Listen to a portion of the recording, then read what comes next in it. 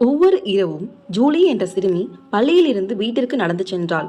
அந்த இரவு எல்லாம் அவளுக்கு யாரோ பின்னால் இருக்கிறார்கள் போல தோன்றும். அவள் எவரையும் பார்க்கவில்லை. ஆனால் அவள் காதில் அந்த மெதுவான காலடி சத்தம் மட்டும் வந்து கொண்டே இருந்தது. ஒரு நாள் மாலை அவள் கொஞ்சம் வேகமாக நடக்கத் தொடங்கினாள். அந்த காலடிகளும் அதே வேகத்தில் வந்தன.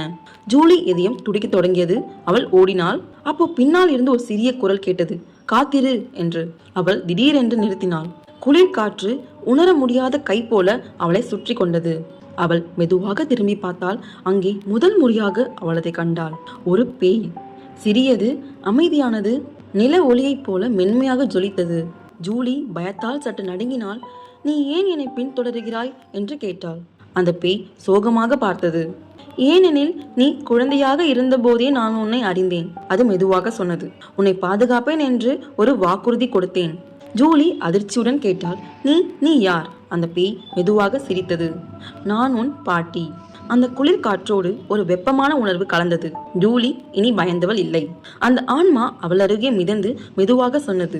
நீ ஒருபோதும் தனியாக இல்லை குட்டியே. நான் உன்னுடன் நடக்கிறேன். பயமுறுத்த அல்ல, உன்னை காக்க. அந்த நாளிலிருந்து ஜூலி அந்த காலடி சத்தத்தை பயப்படவே இல்லை. ஏனெனில் அவள் அறிந்தாள் அது அவளை நேசித்த ஒருவருடைய சத்தம் என்று.